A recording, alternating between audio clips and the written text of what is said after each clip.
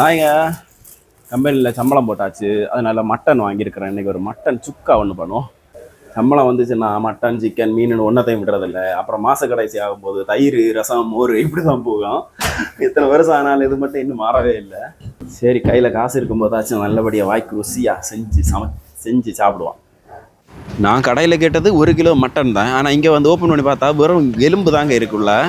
என்னடா வெறும் எலும்பாக இருக்கேன்னு ரூமில் பேசிகிட்டு இருந்தால் தான் சொல்கிறாங்க மட்டன் போன்லெஸ்ன்னு தனியாக வச்சுருக்காங்களாம். ஆனால் நான் எலும்பு கேட்கலையே அப்படின்னு சொன்னால் இதுக்கு பேர் மட்டனா, எலும்புனா அது வேறு தனியாக எலும்பு இருக்குமா.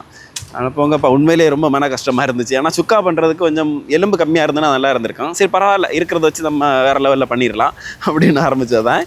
குக்கரில் வந்து மட்டனை போட்டு அதில் கொஞ்சம் மஞ்சள் தூள் அப்புறம் கொஞ்சம் உப்பும் போட்டு ஒரு 6 விசில் வரைக்கும் வேக வைக்க போகிறோம். தீ ரொம்ப கம்மியாக வச்சு வேக வைக்கணும். உலகத்தில் ரொம்ப கஷ்டமான வேலை இந்த சின்ன வெங்காயம் உடைக்கிறது. பொறுமை இருந்தால் மட்டும் இது வாங்குங்க, இல்லைன்னா பெரிய வெங்காயமே போதும்.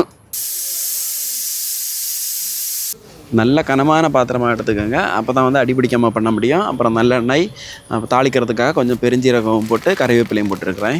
ரொம்ப கஷ்டப்பட்டு உடச்சா சின்ன வெங்காயத்தை சின்ன சின்ன பீஸாக கட் பண்ணி போட்டிருக்கிறேன். ஏன்னா நல்லா வதக்கணும். அதனால் வந்து சின்ன சின்ன பீஸாக வெட்டி போட்டால் சீக்கிரமாக வதங்கிடும். நல்ல ஒரு கண்ணாடி பதத்துக்கு வதக்கிடுங்க. வதக்கினதுக்கு அப்புறமா வந்து இஞ்சி பூண்டு ரெண்டையுமே நான் வந்து இடித்து வச்சுருக்கிறேன். இது ரெண்டையுமே இதில் சேர்த்துக்கலாம். இஞ்சி பூண்டு ரெண்டுமே 2 நிமிஷம் போல் நல்லா வதக்கினதுக்கப்புறமா ஒரு பெரிய தக்காளி, ரொம்ப தக்காளி போடக்கூடாது, ஒரு மாதிரி டேஸ்ட் மாறிடும். ஒரே ஒரு தக்காளி மட்டும் போட்டு அந்த தக்காளியுமே நல்லா உடஞ்சி வர அளவுக்கு வதக்கிடுவோம். மட்டன் வந்து சூப்பராக ரெடி ஆகிடுச்சுங்க. இப்படியே கூட சாப்பிடலாம், அந்த அளவுக்கு வேறு லெவலில் இருக்குது. சிங்கப்பூர் கிளைமேட் அப்பா வேலை இடத்துல சூடு, இங்கே அடுப்பு முன்னாடி வந்ததுன்னா அதுக்கு மேலே சூடுங்க, வேர்த்து ஊற்றுதுங்க, அப்பா தாங்க முடியலை. அதுக்கப்புறமா மிளகாத்தூளுங்க, கலர் பயங்கரமாக இருக்குங்க. சிங்கப்பூர் மிளகாத்தூள் அப்படி தான் இருக்கும், காரம் இருக்காது. அதனால் ஒரு 2.5 ஸ்பூன் அளவுக்கு மிளகாத்தூள் போட்டிருக்கிறேன். இதுதான் ஸ்பெஷல் கரம் மசாலா. இது இங்கே ரூம்லேயே பண்ணுறது, இதுதான் இதோட ஸ்பெஷல் ஐட்டமே, வேறு லெவலில் இருக்கும். அதையும் போட்டு இதில் நல்லா கிண்டலாம். கரம் மசாலா வீடியோ வேணும்னா சேனலில் இருக்கும், பார்த்துக்கோங்க.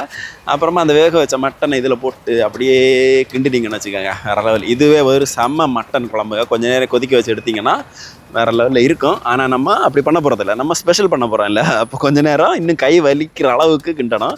கிட்டத்தட்ட ஒரு 20 நிமிஷம் போல் கிண்டினீங்கன்னா வேறு லெவலில் வரும். இப்போ பார்த்தீங்களா, தண்ணி வற்றிருச்சு ஓரளவுக்கு. நல்லா ஒரு கிரேவி மாதிரி வந்துருச்சு, மட்டன் கிரேவி மாதிரி. ஆனால் நம்ம இன்னும் இதோட கலர் சேஞ்ச் ஆகி ஒரு மாதிரி ஒரு பிளாக் கலர் வர்ற அளவுக்கு பண்ண போகிறோம். பாருங்கள், கருப்பு கலர் ஆயிடுச்சா, வேறு லெவலுங்க, தரமாக இருக்குங்க. அப்பா என்ன டேஸ்ட்டு தெரியுமாங்க. கண்டிப்பாக மட்டன் வாங்குறீங்கன்னா இந்த மாதிரி ஒரு வாட்டி ட்ரை பண்ணுங்க. சும்மா அந்த தண்ணியை ஊற்றி குழம்பு பண்ணுறதெல்லாம் இல்லை.